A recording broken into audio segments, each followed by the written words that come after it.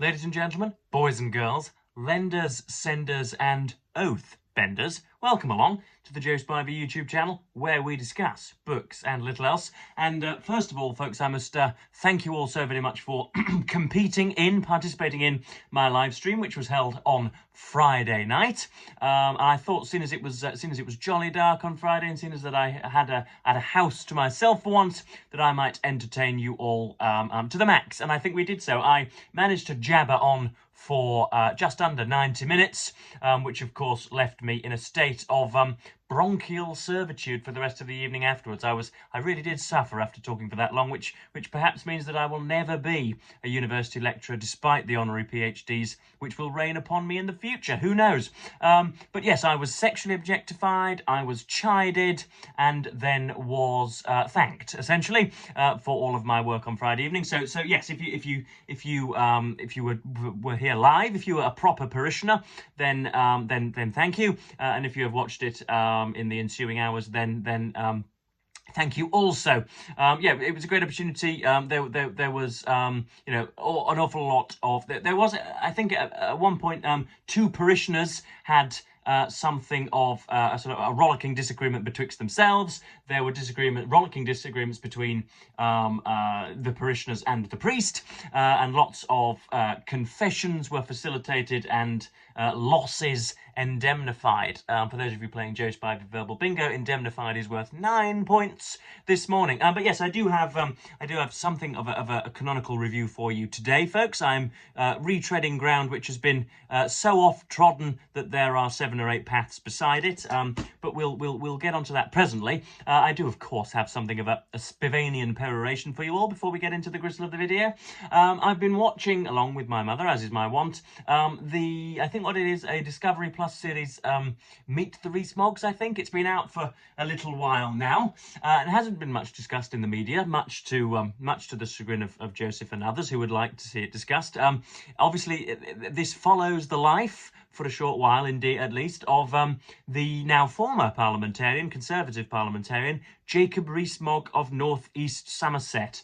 He, if you do not know, he is a self-avowed member for the 18th century, I do believe. He is as posh as my dangler is droopy, and is married to the heiress to a £40 million fortune. And so you can imagine, you can predict their political persuasions as a result. And the programme follows them around for I think 3 or 4 episodes, and 5 episodes, and me and Mum have done I think 3 episodes at the moment. And yeah, it's a very, very odd thing. It latches onto what I have myself found in the houses of the upper middle classes and the sort of pseudo aristocracy, or the faux aristocracy, and that's a sort of scatterly, half-minded attitude to nearly everything. Even though they've got squintillions in the bank, you will find strange, unidentifiable stains on the carpet. You will find weird toys just strewn about the room. There is a weird, self-satisfied, disorderly nature to a great deal of the upper middle classes, as I found at university, and as is reflected in the show. They have 6 children, each with names like Wardrobe and Bushel and St. Sixtus the 14th or whatever. And very most of them are south of 10, I think. Most of them are very, very young indeed, and they run riot and do not face any scrutiny or punishment as a result of their transgressions. They went to in the most recent episode, they went to the battlefields when Jacob was ousted from his seat in North East Somerset and had an awful lot more time than he was anticipating on his hands. They went to the battlefields, the Somme, commemorating the 1916 difficulties, and Jacob was wearing an all-white suit, and the reddest of red wine was a glass containing the reddest of red wine was spilled all over his white suit, and yet no punishments were meted out. So it's a strange environment. I don't think we've yet seen Jacob and his wife Helena kiss or hold hands or show any regular affection for one another, and so that's rather strange. But yes, I thought I'd let you know what I've been watching. Of course, I've been writing 10 to the dozen. I am trying to get my my novel metastasized into, as I say, my manuscript rather, metastasized into a proper novel. So I haven't been reading an awful lot, but I have given myself time to read the play and introduction to this, indeed, Romeo and Juliet, which was released, to use a rather torrid neologism, was released in, I think, 1591 or 1593, late in the 16th century, we can be sure. Yes, this is of course a Veronese rom-com, as I'm sure you're aware. This posits the star-crossed lovers, one from the Capulets, one from the Montagues, who, because of the treachery that would be involved in wedding someone of the counter household, find themselves having to do it surreptitiously, finding themselves having to sow their oats surreptitiously. So that's the basic plot of the play, and of course this has spawned many spin-offs as well. So I've got 4 or 5 things that I wanted to highlight, 4 or 5 pages turned in here, but what came to me, which hasn't done before, was first of all the swiftness of the play. Maybe that's because I'm reading quicker now than I ever have done, and I'm in fact serving the pace myself. But yeah, it all seemed to be a little more jambled and a little more. It's usually because I'm reading the play alongside watching a cinematic adaptation. Baz Luhrmann's always springs to mind, and others indeed, perhaps in crickly black and white. But yes, a awful lot quicker this time, and there was an awful lot. I noticed the minor characters an awful lot more as well. That's something which is common amongst the greats, is their ability to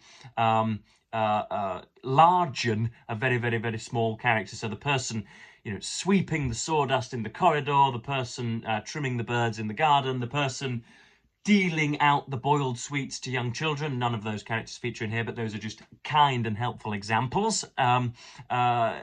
If a writer can, as I say, enlarge or inflate those characters so as to make you want to know more about them, then that's a sign of genius and expert craftsmanship. And that's what I found with the nurse, with you can't really call Friar Lawrence a minor character in here, but with the nurse, with bits of Balthasar at the end, and with the prince, because the prince doesn't play an awfully large part. The Prince of Verona, who banishes Romeo eventually.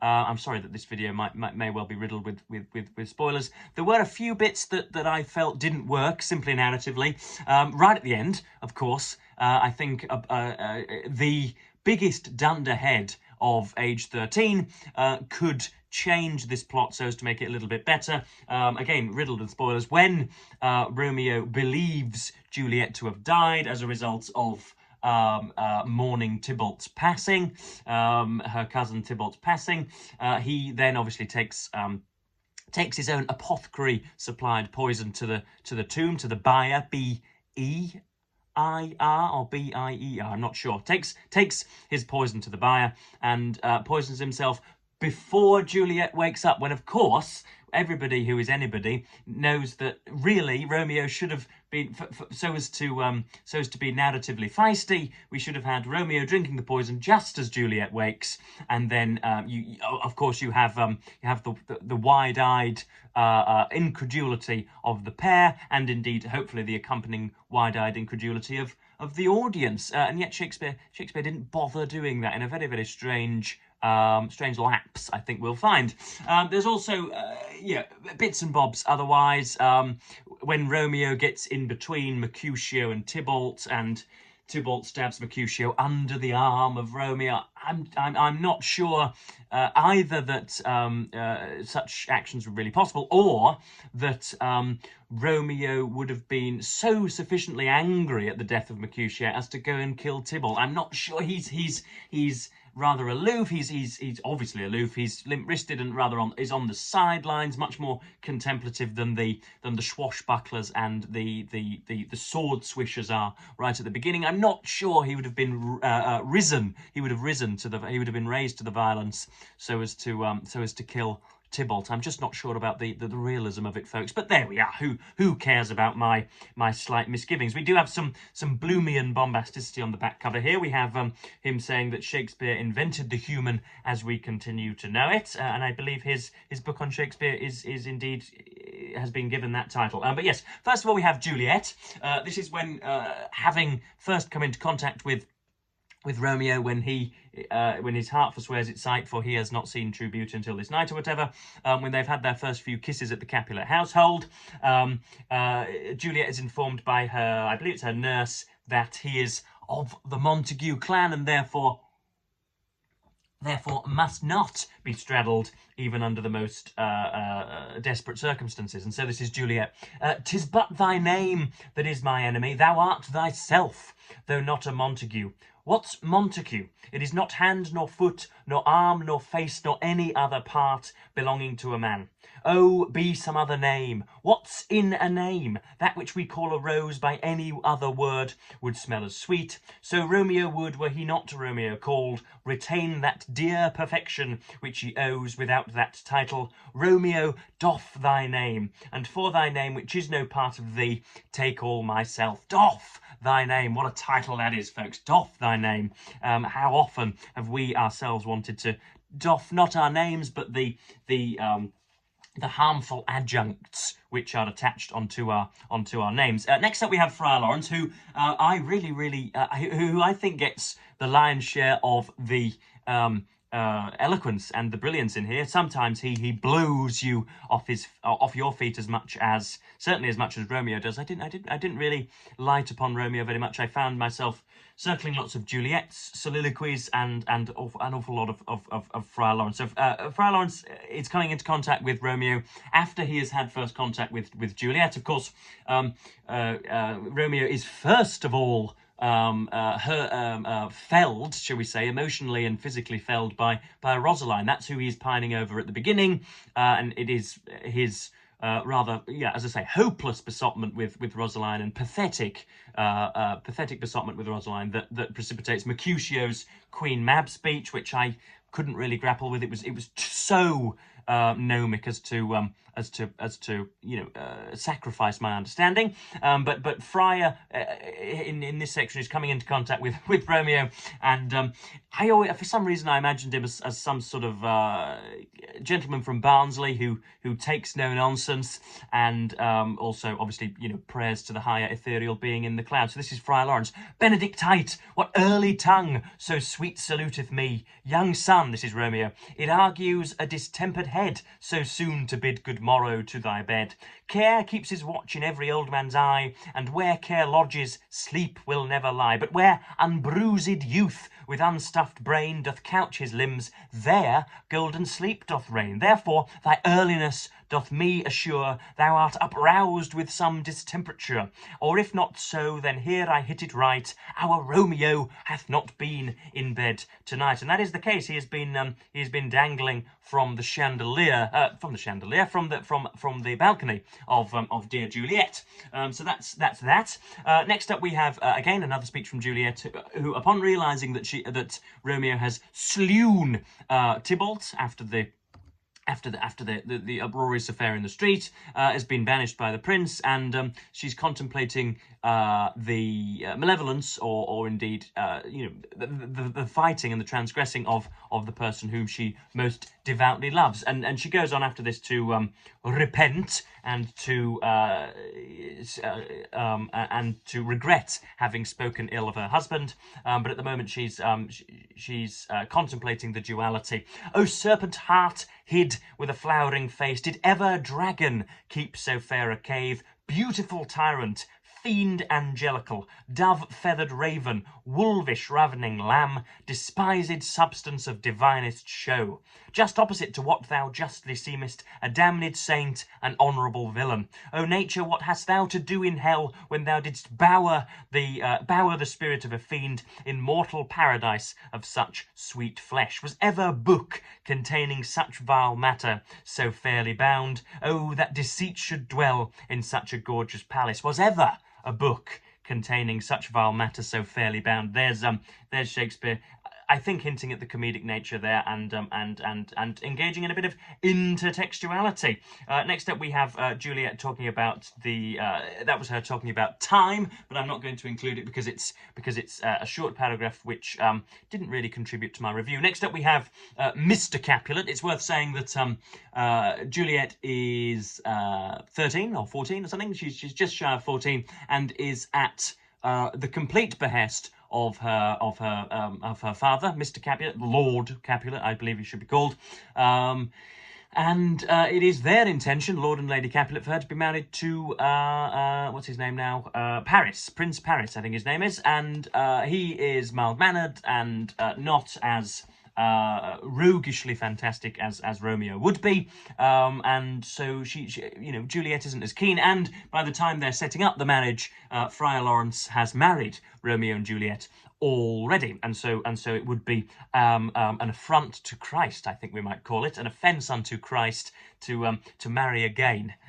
So yes, that's and Mr. Capulet doesn't take nicely to this, and so we have quite the most egregious outburst from him. God's bread, it makes me mad. Day, night, hour, tide, time, work, play, alone and in company, still my care hath been to have her matched. And having now provided a gentleman of noble parentage, of fair, I'm going to use the word demeans, youthful and nobly trained, stuffed, as they say, with honourable parts, proportioned as one's thought would wish a man, and then to have a wretched puling fool, a whining mammoth, in her fortune's tender, to answer, I'll not wed, I cannot love, I am too young, I pray you pardon me. But an you will not wed, I'll pardon you. Graze where you will, you shall not house with me. Look to it, think on it, I do not use to jest. Thursday is near, lay hand on heart, advise, and you be mine. I'll give you to my friend. Ooh, nice.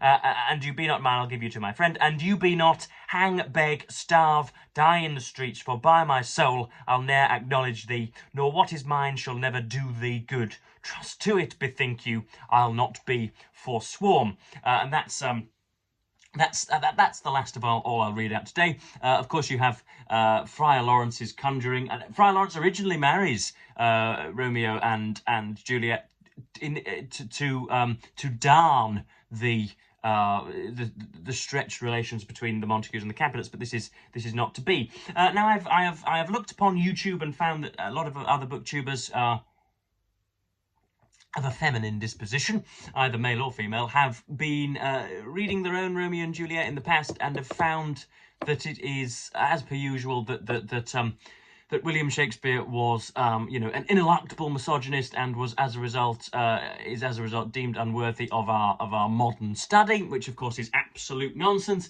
And they also talk about sexist tropes within Romeo and Juliet, the idea that Juliet's life is only made viable and valid as a result of her love of Romeo, forgetting, of course, that Romeo is the lovesick puppy whose life is completely devoid of meaning were he never to have ran into Rosaline and Juliet. They are blinded by their ideologies, or not blinded, but sufficiently goggled by their ideologies as to so as to ruin their reading of fine text. So that was Romeo and Juliet. I enjoyed it, and because I'm reading in short bursts at the moment, it did well whilst I am writing, and enabled me to reconvene with you fine folks on the internet. So I'm going to go for some caffeinated gloop in the town. I still have a voucher for a multinational corporation whose name I daren't utter here.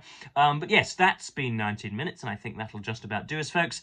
I'll be back during the week looking, hopefully, at E.M. Forster's Howard's End, if I can get past some of the tattooed annotations which bedevil my copy. So yes, I am, as per usual, going to thank you ever so much for watching BookTube, and bid you the fondest of fond adieus.